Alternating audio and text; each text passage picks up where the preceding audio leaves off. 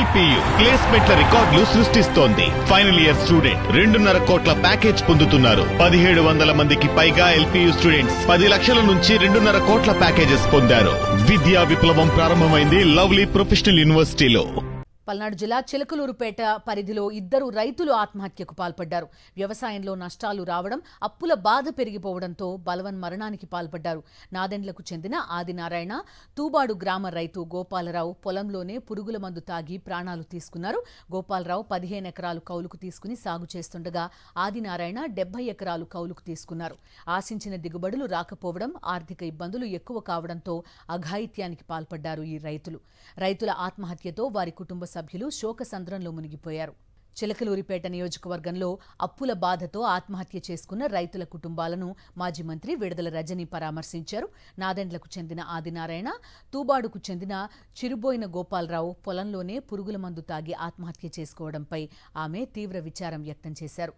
అప్పుల బాధతో ఆత్మహత్య చేసుకున్న రైతుల కుటుంబాలను ప్రభుత్వమే ఆదుకోవాలని, రైతులెవరూ ఆత్మహత్య చేసుకోకుండా పంటకు గిట్టుబాటు ధర కల్పించి ఆదుకోవాలని డిమాండ్ చేశారు విడుదల రజని. ఒకే రోజున మా చిలకలూరుపేట నియోజకవర్గంలో నాదెండ్ల మండలంలో గోపాలరావు అనేటువంటి ఒక రైతు, అదే మండలానికి సంబంధించినటువంటి ఆదినారాయణ అనేటువంటి మరొక రైతు ఎన్నో సంవత్సరాల నుంచి కూడా మరి అక్కడే నాదెండ్లలోనే వీళ్ళు వ్యవసాయం చేసుకుంటూ ఉంటారు. ఈ సంవత్సర కాలంగా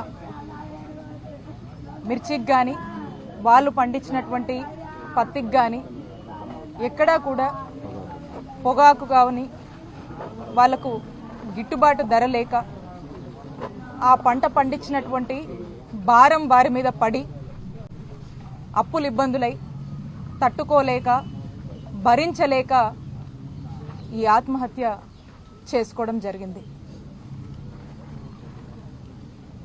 ఖచ్చితంగా వీరు చేసుకున్నటువంటి ఈ ఆత్మహత్య కూటమి ప్రభుత్వం యొక్క ఫెయిల్యూర్ వల్ల జరిగినటువంటి ఆత్మహత్య. ఇది ఖచ్చితంగా ప్రభుత్వ హత్య అని మనకు స్పష్టంగా అర్థమవుతా ఉంది. ఎందుకంటున్నానంటే ఈ సంవత్సర కాలంగా మనం చూస్తూ ఉన్నాము, రైతులు రోడెక్కుతున్నారు, రైతులు కన్నీళ్లు గాస్తున్నారు, రైతులకు గిట్టుబాటు ధర లేక అప్పులైపోయి కుటుంబాన్ని నడపలేక అన్ని విధాలుగా కూడా రైతు ఒక దిగ్భ్రాంతికి గురవుతూ తను చేసేటువంటి వ్యవసాయం తప్ప ఇంకో పని చెయ్యలేక, ఈ అప్పులు తీర్చలేక, వడ్డీలు కట్టలేక నానా ఇబ్బందులు పడుతున్నాడని చెప్పి అనేక సందర్భాల్లో వైఎస్ఆర్ కాంగ్రెస్ పార్టీ అనేక సందర్భాల్లో చెప్పినటువంటి పరిస్థితులు ఉన్నాయి.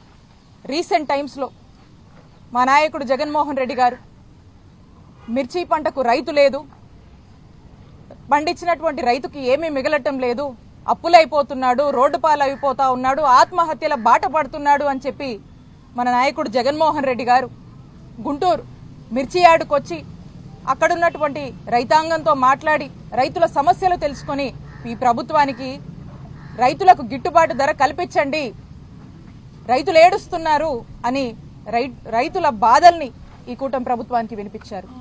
అలాగే మొన్న పొగాకు రైతుల కోసం పొదిలి వెళ్లి అక్కడున్నటువంటి రైతులతో ఇంటరాక్ట్ అయ్యి ఈ ప్రభుత్వాన్ని హెచ్చరించాడు, ఈ ప్రభుత్వాన్ని మేల్కోమని చెప్పాడు, పొగాకు రైతులకు గిట్టుబాటు ధర కల్పించండి అని చెప్పి మా నాయకుడు జగన్మోహన్ రెడ్డి గారు పోరాడుతూ ఉన్నారు.